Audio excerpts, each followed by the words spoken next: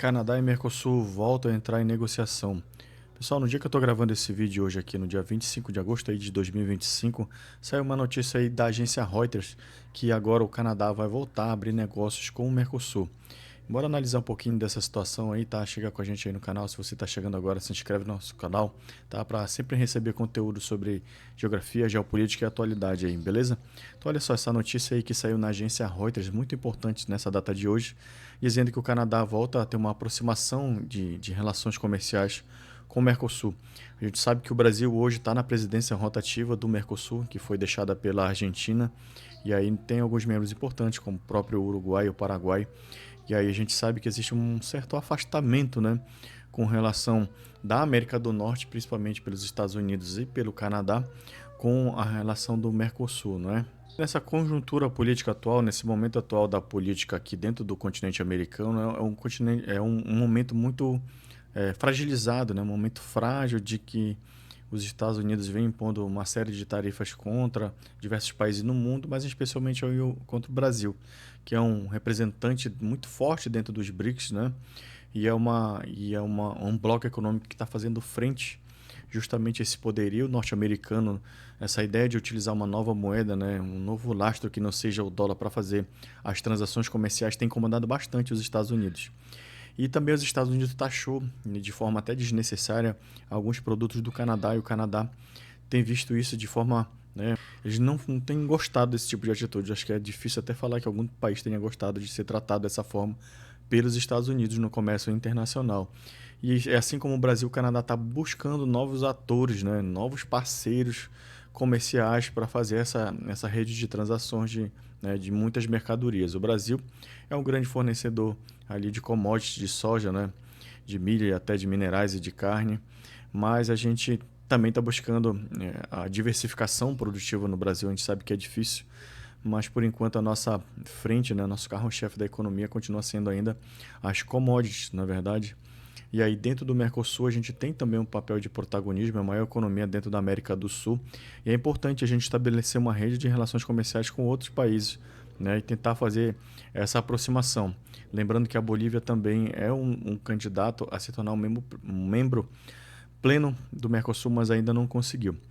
Em meio a essa notícia aí, o que é que a gente vê também? Os Estados Unidos aí segue fazendo uma rede de relações aí, continuando com outros países como a Ásia, por exemplo, né? O representante, ele, se não me engano, o primeiro-ministro da Coreia do Sul, acabou visitando ali o Washington e eles fizeram uma encomenda de 103 Boeing, se eu não me engano, tá? Para a Coreia do Sul. Mas voltando aqui sobre a notícia da agência Reuters, bora ver aqui o que foi que falou, tá? Um dos representantes aí, o ministro do Comércio do Canadá, o que foi que ele disse? Ele falou o seguinte, olha, abre aspas, em um momento em que o comércio, baseado em regras, está sendo ameaçado, precisamos nos unir a parceiros com ideais semelhantes, como o Brasil, para realmente desenvolver essa estrutura para garantir que ela exista para promover mais comércio, tá? Foi o Mendes Sidhu falou para repórteres em Brasília. E aí a gente tem que ter sempre essa noção, né, de que se aumentar essa rede de relações entre Brasil, Canadá e o restante do Mercosul, a gente acaba saindo, né, meio que das garras dos Estados Unidos e diminuindo essa dependência de exportação, né?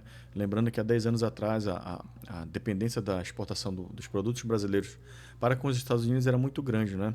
Se a gente sofresse essa taxação há 10 anos atrás, a nossa economia brasileira poderia literalmente colapsar. E hoje não, a gente já tem né, um leque de parceiros muito maior do que aquela época, inclusive a China, que é um gigante, né, dentro do mercado internacional, um grande comprador de soja brasileira hoje.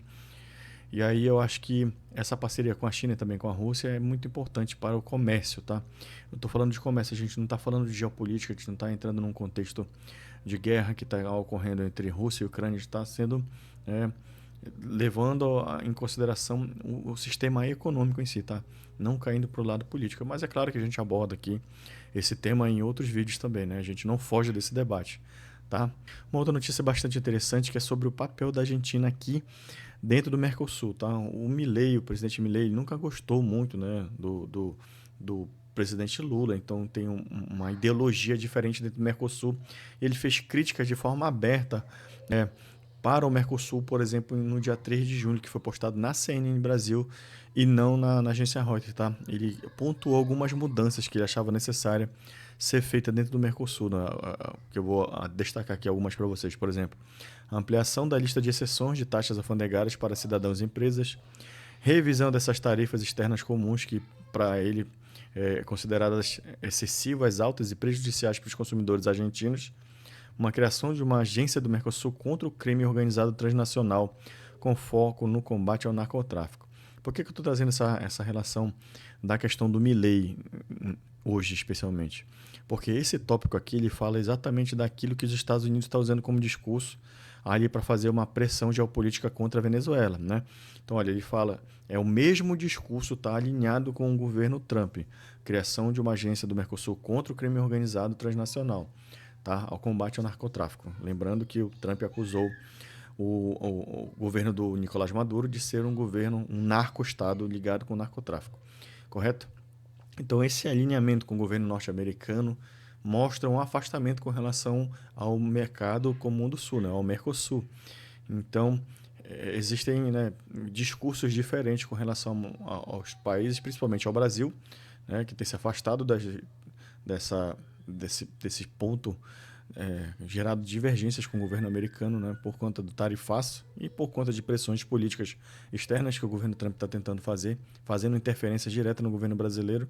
E aí a gente está vendo o governo Milei argentino muito mais alinhado ao governo estadunidense, tá? Então, muito interessante aí a gente buscar sempre fazer essa relação de informações, de notícias que vão saindo aí, beleza? Comenta o que você achou aqui embaixo. Se você ainda não conhece o nosso canal, ainda não é inscrito, se inscreve no nosso canal, deixe o seu like, tá? Curta, comente, compartilhe com seus colegas para esse conteúdo chegar a mais pessoas, tá?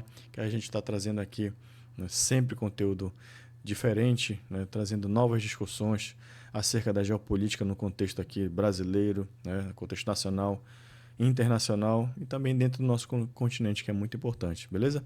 Um abraço e até a próxima.